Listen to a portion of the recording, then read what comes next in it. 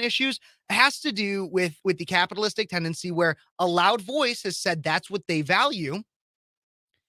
And so then they push that kind of content out there. And it's not just, the thing is that Target is not just pushing pride stuff. It's also satanic. I did a video on this. They have pins that say Satan respects pronouns. There's so much to break down with this, but I want to start off with the fact that, so yes, it is a capitalistic quality that Target started selling pride stuff in the first place. However, it is also a capitalistic quality that they had an emergency meeting to pull everything and put it in the back, and for us to be able to vote with our dollar, and even in the creative marketplace. So there was a rapper. I know rap, for me, rap is not the kind of genre I generally listen to. However, there is a MAGA rapper, Boycott Target, which is his song, racks up millions of views and takes off on iTunes. A pro-Trump rap group single titled Boycott Target has exploded online, racking up nearly 3 million views and climbing to number 6 on the iTunes charts. Insane. This is out of the Daily Wire, everybody. So the guy's name is Forgiato, Forgiato. Don't know how to say it. Forgiato Blow, Jimmy Levy, Nick Nitoli, and Stony Dudebro created the hit song boasting lyrics about the retail giant Target targeting your children with satanic and sexualized goods. I cannot play the whole song on radio because it does have some explicit content. However, I will play some of it so that you guys can kind of get an idea of this song. And again, rap might not be your genre. It's not usually my genre either, but I think this song is actually kind of a banger. And in young people terms, banger means this song is hip and cool. So let's take a listen to part of this song. Yeah, yeah. Intentional shoppers. Yeah. There's a cleanup on every aisle. Yeah. Target is targeting your kids. Yeah. They put a target on my back, but they're targeting your kids. They don't even need to ask, cause you all know what it is. Yeah, that's why I keep a strap, and I'm always by my biz. This agenda gotta stop. Yeah, you know we gonna win when they target, yeah, they target and target, yeah, they target kids. Target, yeah, they target and target, yeah, they target kids. Yeah, they target kids. Honestly, this song is kind of hilarious. I got to be honest. It's hilarious, but it's also a really good form of activism. This is a really good form of activism. And we've seen people do stuff like this in the past. Kid Rock has an amazing song called We the People, in which he basically just calls out Fauci. He calls out the mainstream media a lot. And so, like I said, this song itself, the beat, the way it's presented might not be your kind of thing. But it definitely engages a significant audience and a younger audience in terms of the way that it presents the message. And I think it could actually open people's eyes that would have otherwise not really cared or even supported Target in some way. Some of the lyrics that I love from this rap: there's a cleanup on every aisle. Target is targeting your kids. It also says, continuing to lyrics about the LGBTQ agenda, saying it has gone too far. Patriots, we are currently on, so this is something that the rappers put out. Patriots, we are currently number 6 on iTunes. Let's get hashtag boycott Target to number 1. They're getting millions and millions of views. And on Facebook and on YouTube, you can see I even played the video of this song.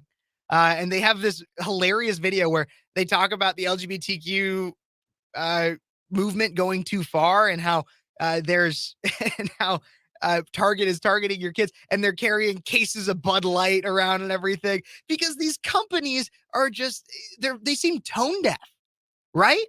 They seem absolutely tone deaf. This song even got more play when Republican Rep. Marjorie Taylor Greene boosted the song online, saying American conservatives are once again showing who has the real buying power. She said it's not the woke mob. They only bully and riot. And so when it comes to this, I had a YouTube video on this the other day, but I think it's a good message. There's 2 things about this boycott when it comes to Target that I think is absolutely imperative.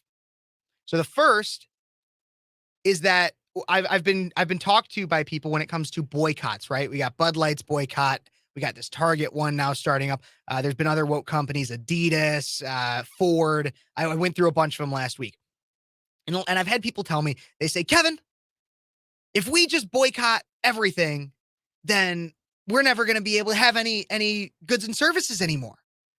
Like, we're not going to be able to. So there was somebody posted on City's Facebook. It was some picture of like all these different beer brands that have the gay pride flag on them or something. And he was like, oh, it looks like conservatives, right-wing extremists are not going to be able to drink beer anymore. Oh, you're so funny. You're so flippin' funny, idiot. No, here's what it is.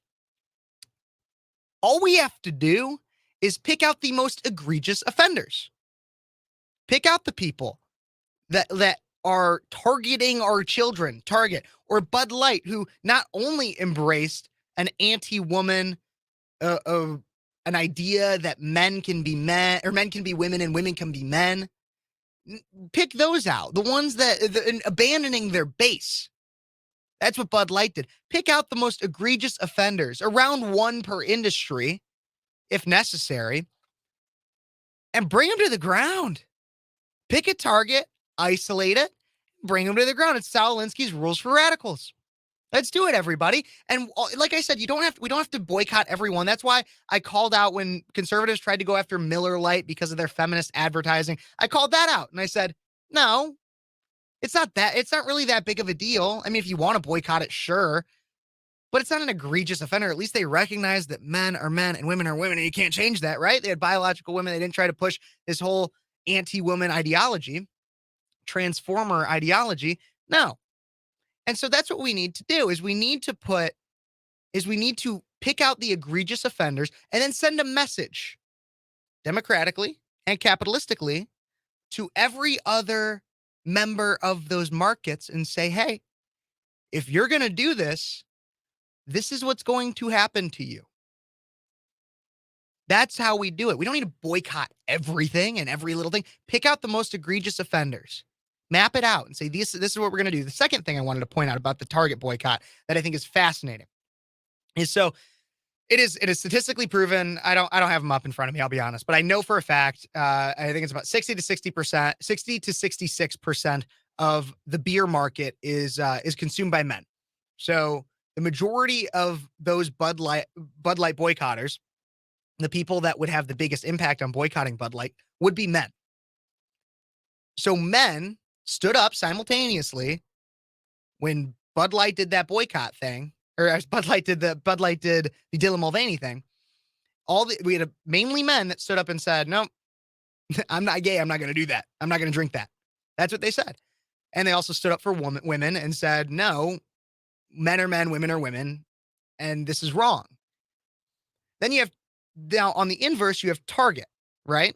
Target is predominantly shopped by women. Most people that shop at Target are women. And so it's kind of the opportunity for women to now be able to see and say, stand up for kids. That's the biggest thing too. Target is by far worse than the Bud Light incident because it comes after kids. So now Target, ladies, everybody, if you're listening to me, ladies, this is your opportunity to stand up and say, we will not let these woke companies come after our children. And so in 1 week, Target has lost just shy of $10 billion in market share. Let's keep that going. And it's going to be primarily on the ladies, much more than the men, just like Bud Light was more on the men than it was on the ladies. It's going to be on you.